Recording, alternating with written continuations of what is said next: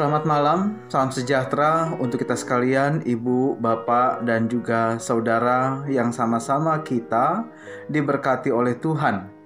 Malam ini kita jumpa lagi di dalam program Sapaan Malam Sebaot, edisi hari Senin, tanggal 13 Juli 2020. Sebelum kita membaca juga merenungkan firman Tuhan, mari kita berdoa. Terima kasih Tuhan untuk waktu yang kami boleh miliki saat ini. Ketika kami akan membaca serta merenungkan kebenaran firman-Mu. Berikan kami kuat kuasa Roh Kudus, sehingga kami diberikan pemahaman, pengertian, terlebih kerinduan di dalam melakukan kehendak Tuhan. Bersabdalah Allah, dalam Yesus kami berdoa.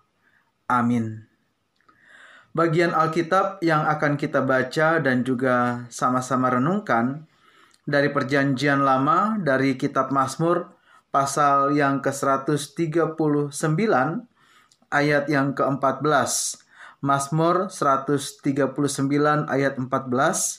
Demikian firman Tuhan. Aku bersyukur kepadamu oleh karena kejadianku dahsyat dan ajaib. Ajaib apa yang kau buat, dan jiwaku benar-benar menyadarinya. Demikian pembacaan Alkitab, terpujilah Kristus. Ibu bapa, saudara yang dikasihi Tuhan Yesus Kristus, di dalam kehidupan manusia, kita menjalani dua usia. Yang pertama, usia kronologis, dan yang kedua adalah usia biologis. Usia kronologis ini bicara tentang tanggal lahir kita, tahun lahir dan bulan lahir kita yang tertera di KTP misalnya, atau di SIM, berapa usia kita. Dan usia biologis adalah bagaimana tubuh kita berkembang, bagaimana tubuh kita bereaksi terhadap hari demi hari yang kita lewati, dan di situ juga ada perubahan-perubahan yang terlihat. Nah, di dalam usia biologis inilah tidak jarang orang kemudian berusaha untuk tetap tampil lebih muda, tampil lebih segar dengan menggunakan kemajuan teknologi, dengan mengikuti program-program kecantikan. Ya, saya belum dengar sih ada program ketampanan, tapi ya sudahlah. Yang jelas arahnya adalah bagaimana cara untuk tetap terlihat lebih muda. Nah, proses ini merupakan proses peremajaan yang dilakukan oleh banyak orang, sehingga di dalam tanda petik seakan-akan orang-orang tersebut menolak untuk menjadi tua. Di dalam pemahaman kita sebagai orang percaya, menjadi tua itu atau menua tidak sebatas kita mengalami perubahan fisik, baik rambut atau kulit atau kemudian postur tubuh. Tetapi ketika bicara menua, ini bicara tentang apa yang telah kita pelajari di sepanjang usia yang diberikan. Apa yang telah menjadi kelengkapan untuk kita ketika kita berada di hari-hari yang Tuhan anugerahkan. Terlebih, bicara menua di sini, itu berarti bicara tentang bagaimana kita menjadi orang yang lebih dewasa dan semakin dewasa hari demi hari.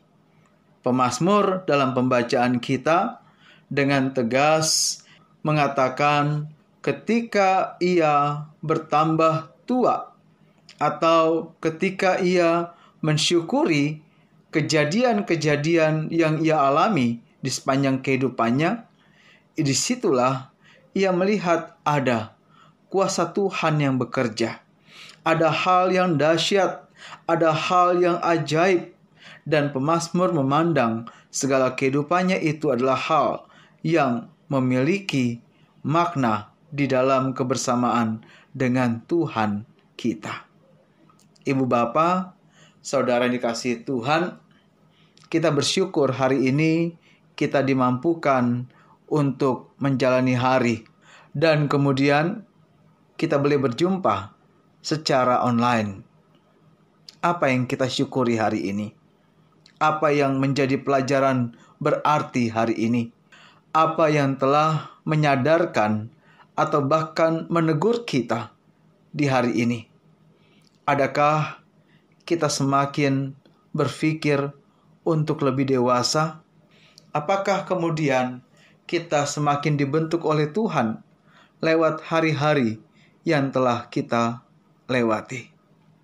Ibu bapak, saudara, mari kita lihat bagaimana Tuhan bekerja di tengah kehidupan kita. Bagaimana Tuhan berkarya di tengah hidup kita. Bagaimana Ia menyatakan kasih-Nya atas hidup kita. Dan semua itu Ia nyatakan supaya Ia semakin dimuliakan.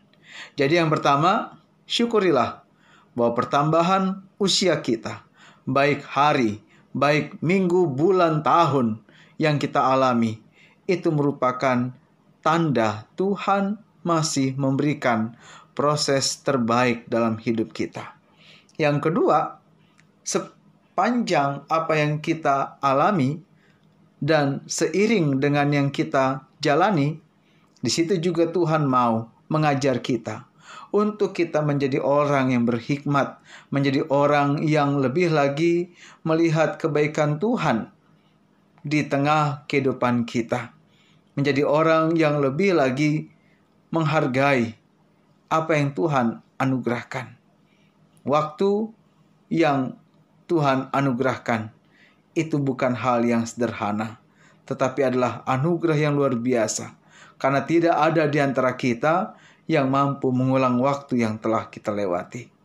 Dan yang terakhir, kita harus pahami bahwa lewat segala yang kita alami, Tuhan selalu ada bersama dengan kita.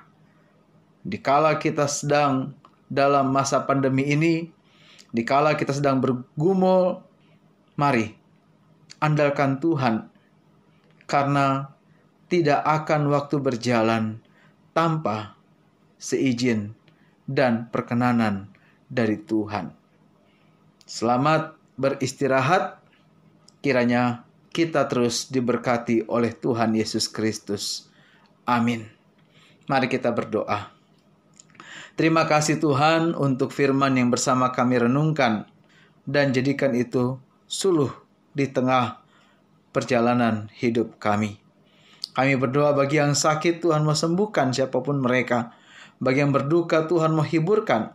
Terlebih kami berdoa secara khusus untuk keluarga Ibu Pendeta Francisca Toding Datu yang bergumul, yang berduka ketika Ibunda terkasih Engkau permuliakan. Berikan kekuatan, penghiburan, berikan pertolongan-Mu di tengah kondisi yang saat ini dialami bersama dengan keluarga besar. Kami berdoa untuk kehidupan kami selanjutnya. Tuhan tolong kami, jaga kami. Bahkan istirahat kami malam ini, kami juga menyerahkan dalam tangan-Mu, sehingga kami dimampukan untuk esok hari di tengah aktivitas dan tanggung jawab kami yang lain. Inilah doa kami Tuhan, mohon ampun atas dosa kami. Berkatilah mereka yang mengasihi kami, berkati juga mereka yang membenci kami. Semua doa ini kami bawa dalam Yesus Tuhan kami, Sang Tuhan yang hidup. Amin. Demikian perjumpaan kita, kiranya kita semakin menghargai kehidupan yang Tuhan anugerahkan, dan kita semakin sadar bahwa jika esok pagi kita masih dibangunkan, berarti Tuhan masih punya misi bersama dengan kita. Tuhan Yesus menyertai kita selalu, tetap sehat, tetap patuhi protokol kesehatan, dan tetap menjadi berkat dan kebaikan bagi sesama. Shalom.